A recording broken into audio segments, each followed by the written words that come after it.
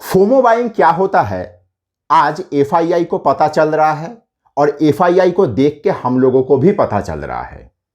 एक समय था जब भारतीय रिटेल और संस्थागत निवेशक एफआईआई का उंगली हिलाने से नाचता था। ऐसा लगता था कि भारतीय रिटेल निवेशक और संस्थागत निवेशक एफआईआई का हाथ का कठपुतली बन के रह गया था और हम लोगों को देख के वे लोग बहुत मजे लेते थे। और आज परिस्थिति कुछ और है। तो चलिए इसका भी एक छोटा सा विश्लेषण किया जाए। तो चलिए शुरू करते हैं आज का एपिसोड।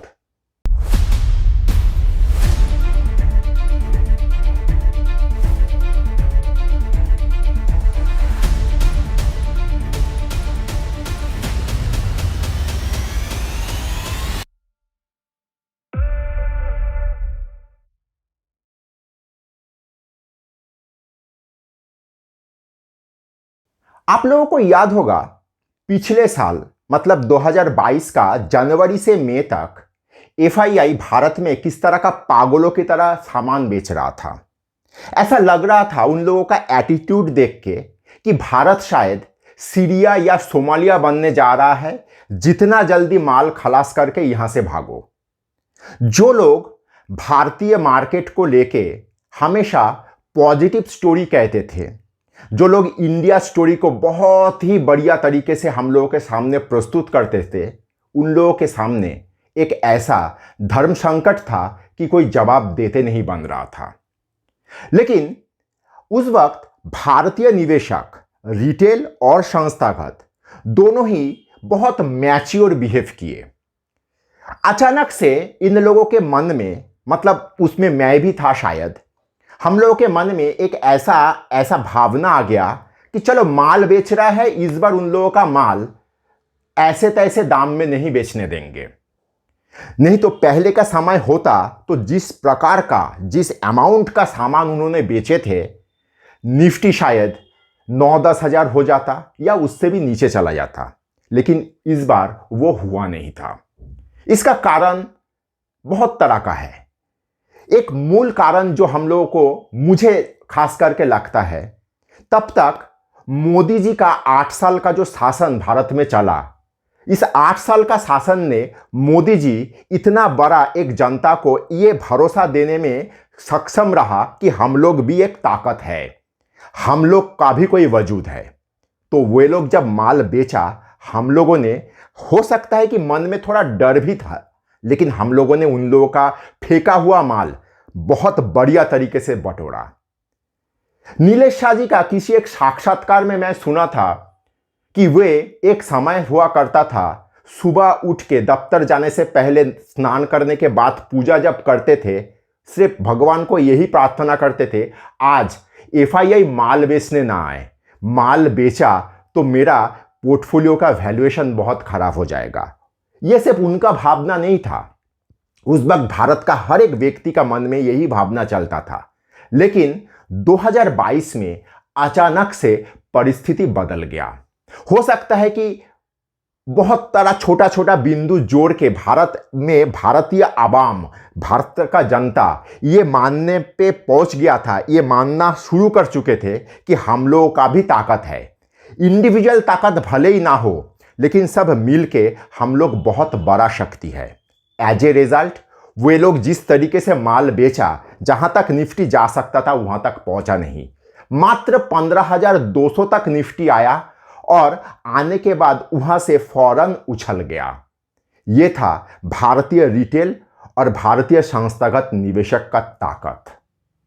नमस्कार, मैं विपुल और अर्थशास्त्र में आप सबका स्वागत है। अगर आप लोगों को टेक्निकल का एनालिसिस, सॉफ्टवेयर, डेटा संबंधित किसी भी जानकारी का आवश्यकता है तो आप स्क्रीन में दिए हुए इस नंबर पे हम लोगों के साथ संपर्क कर सकते हो। हम लोगों का 20 साल का अनुभवों का फायदा उठाइए।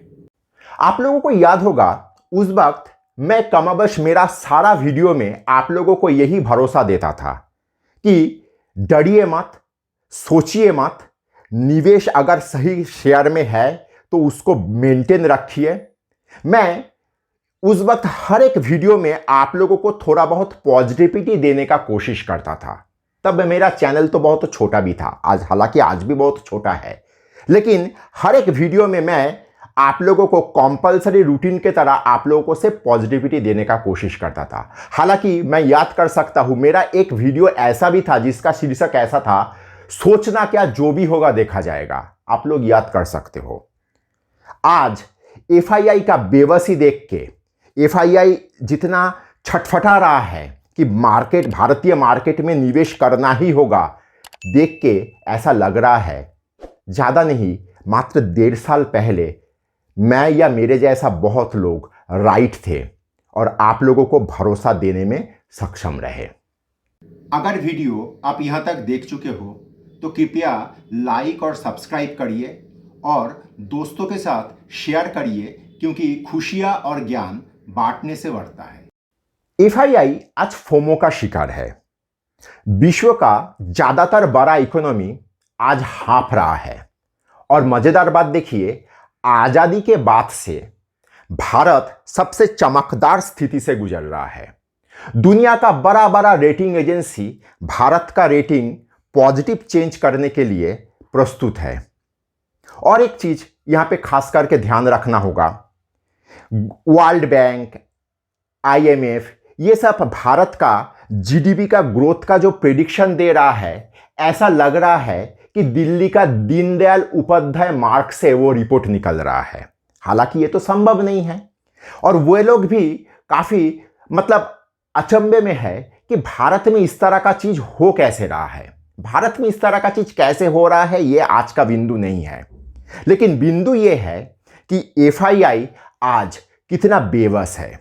एफआईआई आज भारत में इन्वेस्ट करने के लिए कितना लालायित है। इस मौके का हम लोगों को भरपूर फायदा लेना होगा। हम लोग ऐसे ही औने पौने दाम पे थोड़ा बहुत प्रॉफिट में माल नहीं बेचेंगे। लेकिन एक चीज आप लोगों को यहां पे कहना चाहूंगा, डर लग रहा है और डर लगना जरूरी है। मुझे डर लग रहा है और मैं चाहता हूं कि आप लोगों को भी थोड़ा बहुत डर लगे। क्यों ऐसा बोल रहा हूं? आप लोग देखे होंगे पिछले 3-4 साल से भारत में एक टूल किट कल्चर चल रहा है। हर एक किसान आंदोलन tool kit, NRC tool kit, ये सारा चीज के अंदर किसी ना किसी टूल किट का एक भूमिका रहता है। और ये टूल किट ऐसा नहीं है कि भारत में तैयार होता है, ये सब टूल किट में बड़ा बड़ा दुनिया भर का बड़ा बड़ा दिमाग इसके अंदर इन्वॉल्व रहता है। अदानी का मामले में ही देखा था ना, जॉर्ज सोरोस जिसका आता पता कहीं पे नहीं था, हम लोगों के साथ उन लोगों का दूर दूर का रिश्ता नहीं था, वो जॉर्ज सोरोस यहाँ पे अदानी का इमेज को डैमेज करने के लिए कितना बड़ा प्रिपरेशन लिया था। तो इस तरह का टूल किट से हम लोगों को थोड़ा सावधान रहना चाहिए। क्यों ऐसा बोल रहा हूं? मैं अपना शुरुआती जीवन में किस्मत के मारे हो या किसी और कारण से मैं कलकत्ता का बहुत तरह का शेयर का ऑपरेटर का ऑपरेशन के साथ चाहते ना चाहते हुए भी इन्वॉल्व हो चुका था। और इस तरह का ऑपरेशन में एक चीज होता है, मान लीजिए रामबाबू एक ऑपरेटर है, उसको एबीसी कंपनी में ऑपरेट करने के लिए 50 लाख 75 लाख शेयर का आवश्यकता है, लेकिन उसको टारगेट क्वांटिटी का माल मिल नहीं रहा है और जितना माल लेने का कोशिश वो कर रहा है, शेयर बहुत ज़्यादा उछल जा रहा है। वैल्यूएशन का भी ख्याल रखना पड़ता है। तो इस तरह का परिस्थिति में ऑपरेटर का बहुत एक बेसिक फॉर्मूला चलता है, माल अगर मिल नहीं रहा है तो माल बेच दो। मान लीजिए उसको चाहिए 50 लाख शेयर, लेकिन मिल रहा है 10 लाख या 20 लाख शेयर उसको मिला, तो वो अपना डीलर को कहता है जीरो मार के आधा माल उड़ा दो। मान लीजिए 20 लाख शेयर अगर उसके हाथ में है और वो अचानक से मार्केट में 10 लाख माल मार्केट में बेचने आए, जीरो मार के बेचने के लिए आए, तो प्राइस बहुत ड्रास्टिकली टूटेगा। लोगों में अचानक से एक डर आ जाएगा कि अरे ये शेयर का खेला शायद खत्म हो गया, माल बेचो। वहां से इसको टारगेटेड क्वांटिटी मिलने का संभावना आता है। एफआईआई जैसे जैसे लेने आ रहा है और मार्केट जिस तरीके से एकदम शक्तिशाली रूप से ऊपर के तरफ जा रहा है, इससे यही डर लग रहा है, क्योंकि इन लोग जिस तरह का माल पिछले साल बेच के गया, उसका भरपाई करने के लिए उसको माल अभी मिल नहीं रहा है, और मिल भी रहा है तो बहुत महंगा मिल रहा है। तो एक समय हो सकता है, आएगा, आने का संभावना है कि वे लोग अचानक से भारत में माल बेचने आ जाए। माल बेचने से क्या होगा, निफ्टी में मान लीजिए 1000-1200 पॉइंट का एक करेक्शन आएगा, तब इसी मार्केट में जो आज के तारीख में बहुत पॉजिटिव देख रहा है, 21,000 22,000 का स्टोरी कह रहा है, वे लोग अचानक कहेगा कि कुछ खराबी आ गया है, शायद मार्केट 17,000 तक आ सकता है, 16,500 तक आ सकता है। इस जगह पे हम लोगों को थोड़ा अपने मान के ऊपर नियंत्रण रखना चाहिए, अपने भावना के ऊपर नियंत्रण रहना चाहिए, क्योंकि हम लोग पिछले 1-1.5 साल से बहुत कुछ देख चुके हैं। अभी हम लोगों को खराब चीज और ज्यादा देखने का बाकी नहीं रहा।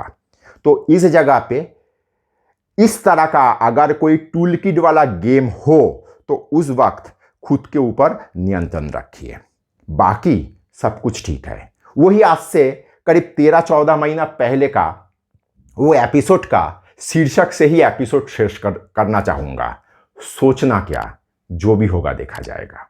धन्यवाद।